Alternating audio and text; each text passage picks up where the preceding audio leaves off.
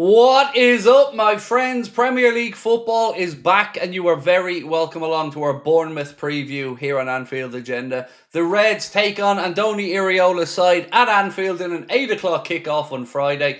Our match coverage will start here on the channel from 6:45 p.m, where we'll have our watch along, our match reaction, our player ratings, and everything else you would expect on an Anfield Agenda match day. If you would like to submit your player ratings after the game, make sure you're signed up to the Anfield Agenda WhatsApp community. You can find the link for that in the notes of this video or in the bottom right hand corner QR code on the screen. Over the course of this video, I'm going to give you a little bit of a heads up around injuries. We're going to go through my predicted 11 and score prediction, and then we'll have a look at a fact file, of course, and our recent head-to-head against our opponents. Great to have you guys back. Great to have Premier League football back, and very much looking forward to getting stuck into a brand new season on the channel. Right, we've a lot to get through, so no messing about. Let's get straight into it. So a couple of things we need to remember heading into this one. Ryan Gravenberch won't be available. He serves that one-game suspension that he picked up at the end of last season. Alexis McAllister should be fit enough to start the game. We know that there will be no Joe Gomez and no Connor Bradley, at least in the starting 11, as they're still working their way back to fitness. So that is pretty much where we are at from a team selection perspective. Let's have a look now at our opponents and a bit of a fact file on Bournemouth. Right, Liverpool have won 11 of their last 12 Premier League games against Bournemouth, with the exception being a 1-0 loss away in March 2023. Liverpool haven't lost their opening league game in any of the last 12 seasons, winning 9 and drawing 3, since a 3-0 loss at West Brom in 2012-2013. It's the longest current run without a defeat on matchday 1 of any Premier League side. Bournemouth taken just 1 point from 24 available against Liverpool in the Premier League, winning none, drawing 1 and losing 7 of their last 6 visits to Anfield by an aggregate score of 23-2. So the omens are good heading into this one, folks, but again, we've got to earn the right to win it on the pitch. So look at the head-to-head now. Premier League 24-25, it was Bournemouth 0, Liverpool 2, Liverpool 3, Bournemouth 0. In 23-24, Bournemouth 0, Liverpool 4, and Liverpool 3, Bournemouth 1. Bournemouth's recent form, although take recent with a pinch of salt, this is the end of the season, and some pre-season friendlies, excuse me. Bournemouth 0, Real Sociedad 0, Bournemouth 1, Sociedad 1, Bournemouth 0, West Ham 2, Manchester United 4, Bournemouth 1, and Everton 0, Bournemouth 3. So that's where we're at with our opponents, our head-to-heads, and a little bit of information about them. Now let's get stuck into, well, the meat of the video, the predicted 11. Fairly straightforward for me, if I'm being honest, this week, folks, but let me walk you through it and see what you guys have to say. We always like to start off with a goalkeeper and the centre-back, so why not start with that? So look, Alisson Becker in goal. Don't think anybody's going to be too surprised there. Obviously, we are looking to bring in some new centre-backs at the minute. We're speaking about Giovanni Leone and Mark Gay, both looking very likely to become Liverpool players. But for this one, you would expect it to be our captain, Virgil van Dijk, and of course, his partner in crime, Mr. Ibrahim Kanade. So I think that's going to be the centre-backs and the goalkeeper. I think so far you're all probably still with me on that one. Now we go into the full-back positions.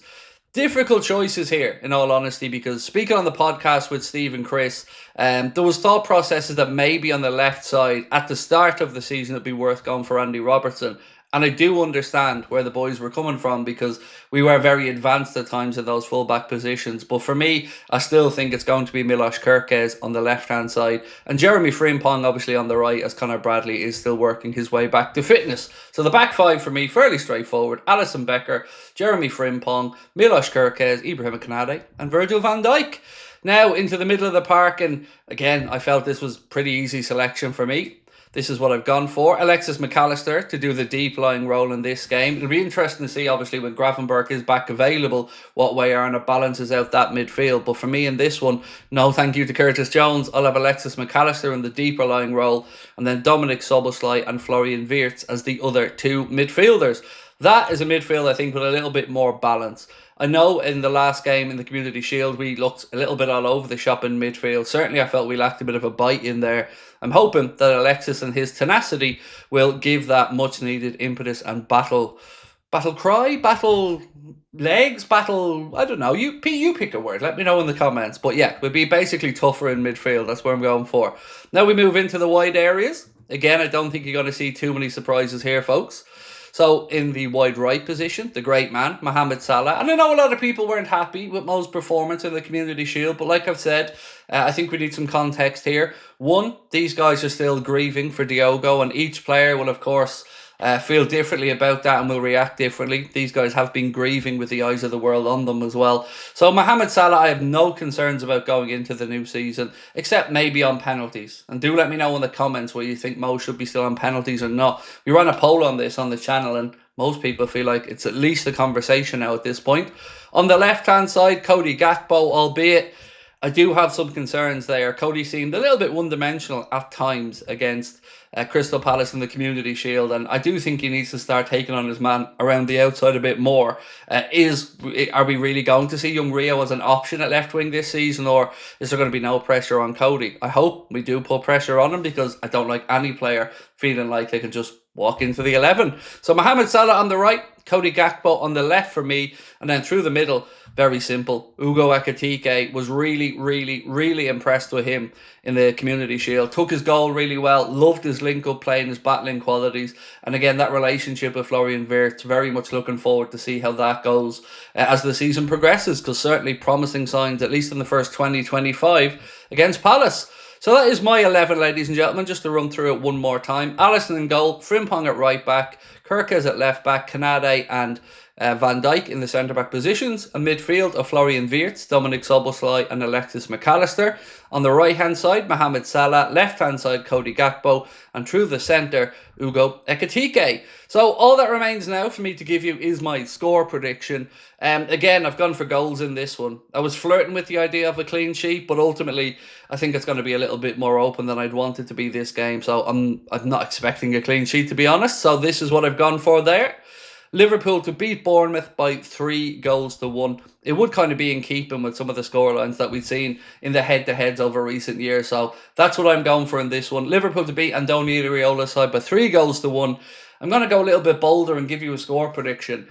Scorer's prediction, excuse me. I'm going to go for Florian Wirtz to get one and open his account in front of the Kop in a meaningful game. Mohamed Salah, of course, to get one. And then, I feel we may... I'm going to go Dominic Szoboszlai for the third one. So yeah, I'm going to go Salah, Szoboszlai and Florian Wirtz for the goals. I know I felt a bit dirty there with Ugo Ekitike, but I'm trying to put the pressure off him and let him come in under the radar. So that is it for me for now, ladies and gentlemen. A reminder, 6:45 p.m. on Friday. Back to start in an hour and 15 minutes before the game. That's when the team news drops, and we like to be live when it does. So I will see you on Friday. If you're watching this Thursday, have a wonderful day. Can't wait to catch up with you guys again for the late night agenda. And thank you for your time. Appreciate you. We'll talk soon, my friends. Bye-bye.